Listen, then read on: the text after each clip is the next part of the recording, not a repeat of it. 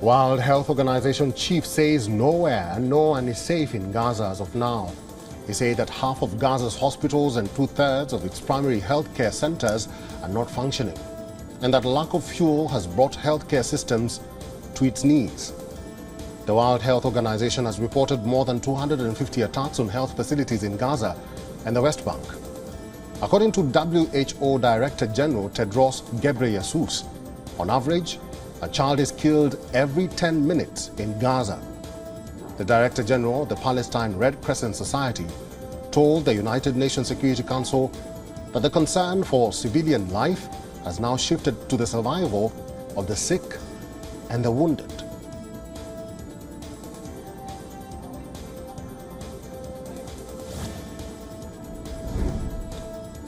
Medical teams in Gaza City's Al-Quds hospital are working on patients under torchlights. The video that has been making rounds on social media shows staff inside the hospital treating patients in complete darkness. Aside from a few torches being held above the injured laying on the surgical bed, the Palestinian Red Crescent has said that one person was killed and 28 others were wounded in a shooting by Israeli forces at the Al-Quds hospital in Gaza.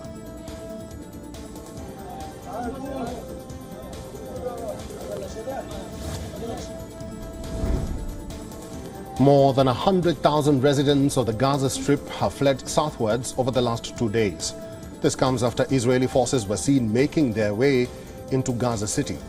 In a televised briefing, Israel's chief military spokesperson, Daniel Hagari, says efforts are underway to rescue hostages held in the Gaza Strip. Hagari also says the rescue efforts will take time.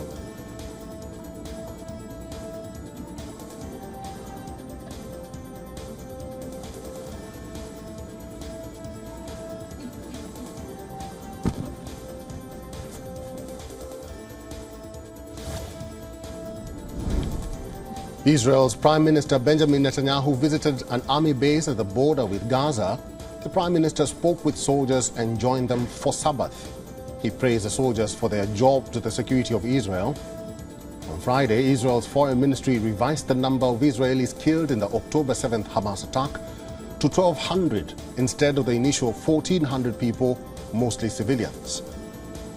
Palestinian officials said on Friday over 11,000 Gazan residents have been killed in air and artillery strikes since October 7th. Israel has also said about 240 were taken hostage by Hamas, while 39 soldiers have been killed in combat since then.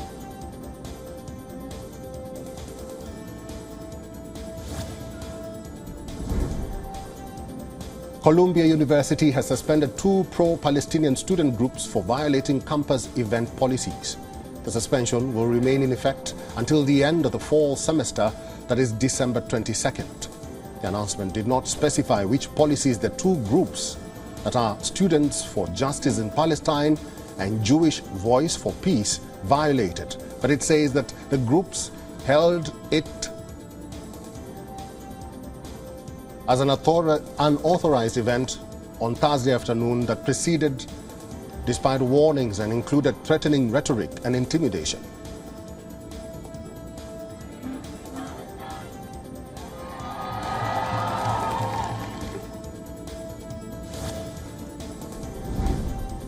India and the US concluded their 5th annual 2+2 dialogue yesterday in New Delhi. Both nations explored ways to expand partnership in crucial areas. The dialogue was held between Indian Defence Minister Rajnath Singh and External Affairs Minister S. Jaishankar and their counterparts US Secretary of State Antony Blinken and Defence Secretary Lloyd Austin. The 2 delegations released a joint statement after the meeting, which underscored the importance of the growing US-India ties.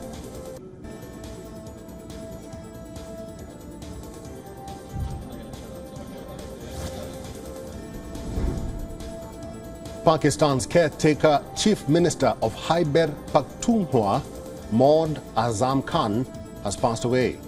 Azam Khan was being treated in hospital on Friday night. According to media reports, Khan was suffering from a severe stomach infection and suffered a heart attack. Azam Khan took oath as Chief Minister in January this year after the provincial government and the opposition unanimously agreed on his name for the position.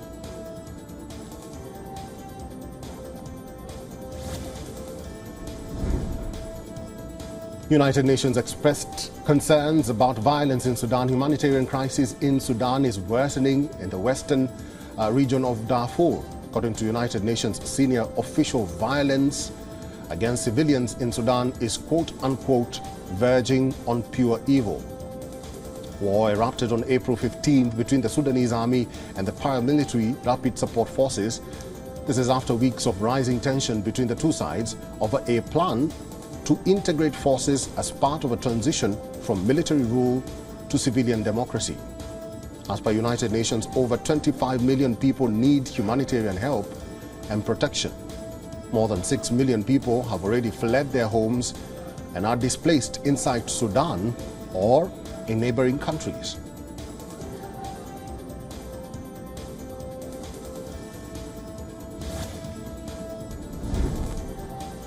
Leaders have started arriving in Saudi Arabia for a joint summit of Arab League and the Organization of Islamic Cooperation. Members will discuss the crisis in Gaza.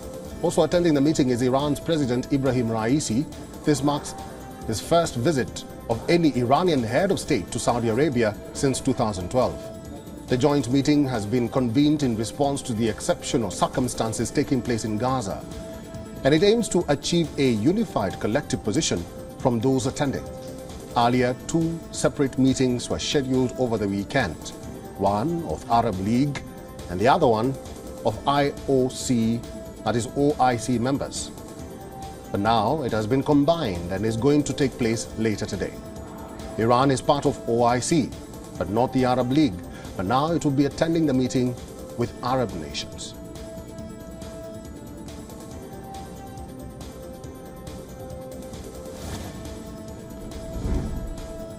Air pollution in the Indian capital New Delhi continues to remain in poor category. Farm fires and unfavorable weather conditions have thickened the smoky haze over the city. Stubble burning is one of the main reasons behind severe air pollution. Punjab alone has reported over 19,000 stubble burning cases, followed by Madhya Pradesh with over 6,000 and Haryana with over 1,500 cases. Earlier, India's Supreme Court also clarified that its previous orders regulating the sale and manufacture of fireworks to control air and noise pollution are applicable in all states and not just Delhi. The Air Quality Index, or AQI, in New Delhi was above 400 on Wednesday. AQI measures the daily air quality and indicates the associated health risks.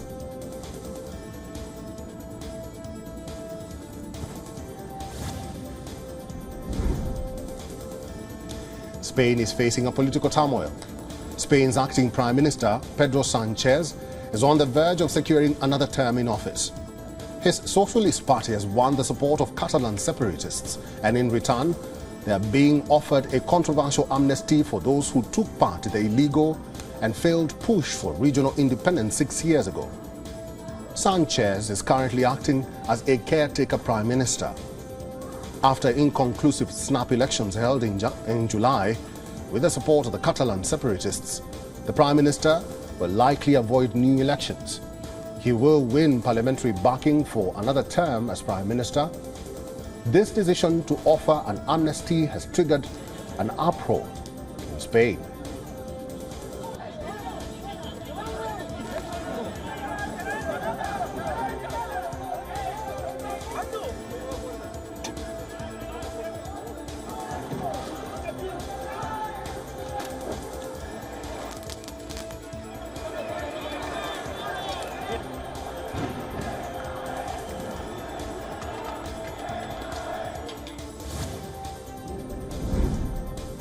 U.S. Treasury Secretary Janet Yellen has said that the U.S. government has evidence that Chinese firms may be aiding the flow of equipment to Russia's war effort. This is despite Western sanctions. Yellen said she raised the issue during 2 days of meetings with Chinese Vice Premier He Lifeng.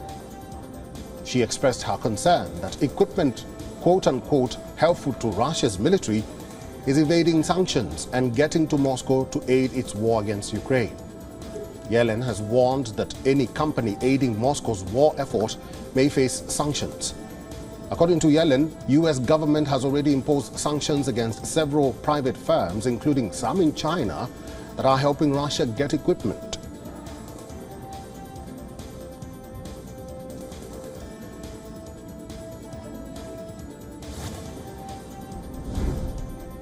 In a major move aimed at shoring up Taiwan's $790 billion economy, India is planning to send as many as 100,000 workers to the island as early as next month. The workers will be employed at hospitals, factories and farms. The unemployment rate in Taiwan has fallen to its lowest levels, and to address this, both nations are expected to sign an employment mobility agreement by December this year. India's Ministry of External Affairs also confirmed that the Taiwan-India Jobs Pact was in the initial and final stages of negotiations. Taiwan has reportedly promised the Indian workers pay parity with locals and also insurance benefits. As of now, documentation regarding the health of Indian workers is being worked out.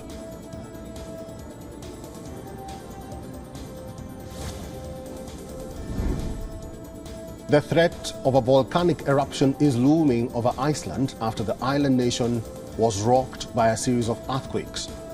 With the chances of eruption increasing, the authorities are also bracing for a major catastrophe.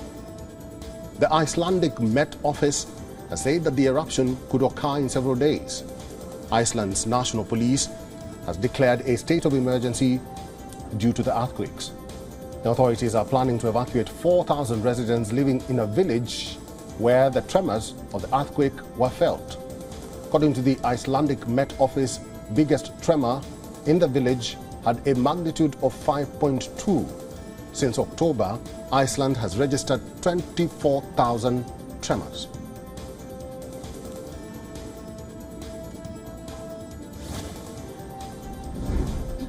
Cuba is known for its Latin dance styles, including mambo, rumba, and salsa. But as new dance trends become more popular on the island, the traditional dances are disappearing. In an effort to preserve their culture, parents are signing their kids to learn Cuban dance styles. 3 times a week, classes take place in the outskirts of Havana, teaching kids to dance flamenco alongside traditional Cuban dance styles.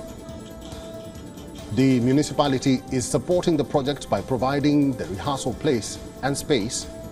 Parents pay a tuition of $29 per month, which doesn't include training gear and costumes, a significant amount for poorer families.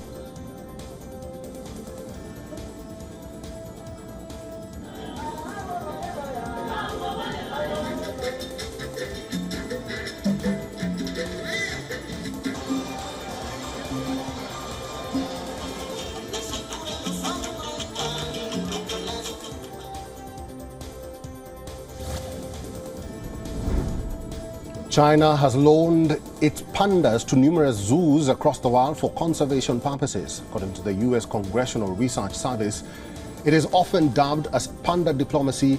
China charges loan fees of around $1 million per pair.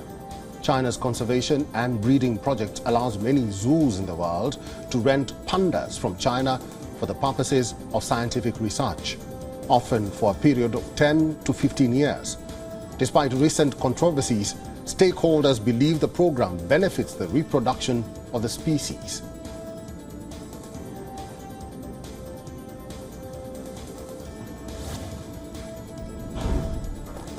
Tesla CEO Elon Musk's fortunes have faced a substantial blow after the company's shares stumbled following an analyst downgrade and disappointing quarterly reports from smaller electric vehicle rivals. Tesla's stock price took a nosedive on Thursday, falling 5.5% to $210 after an HSBC analyst initiated coverage for the stock with a sale rating and a target price of $133. The downgrade is the latest sign that investors are becoming more cautious about Tesla's stock, which has been volatile in recent months.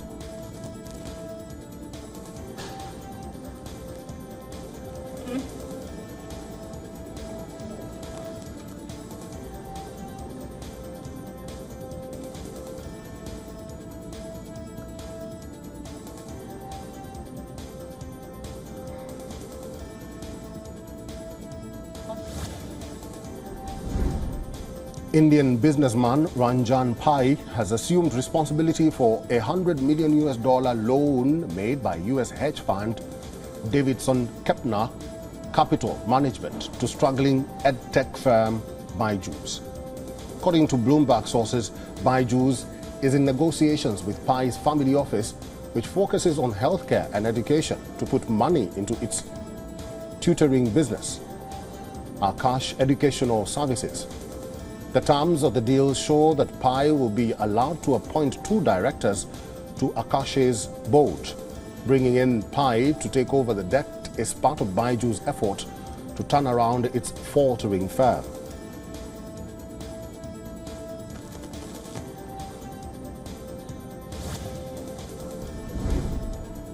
India on Friday introduced a new draft broadcasting law to regulate the sector that will also apply to streaming giants such as Netflix, Disney and Amazon. The draft law also calls for formation of individual content evaluation committees. Netflix and Amazon have become hugely popular in India, which is set to grow into a $7 billion market by 2027. Top Bollywood stars feature in online shows, some of which have faced criticism from lawmakers and the public for scenes deemed vulgar or offensive to religious sentiments. The Minister for Information and Broadcasting, Anurag Thakur, said setting up content evaluation committees by each broadcaster was among key innovations in the new law.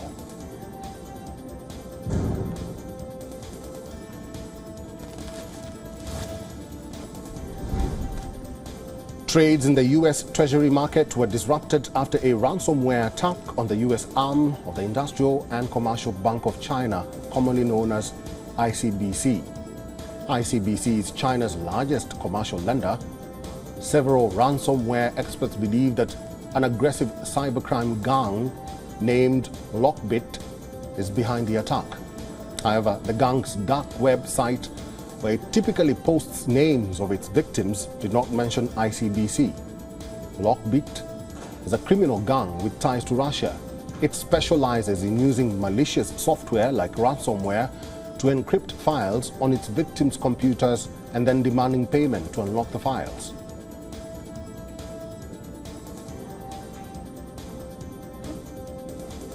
WION is now available in your country. Download the app now and get all the news on the move.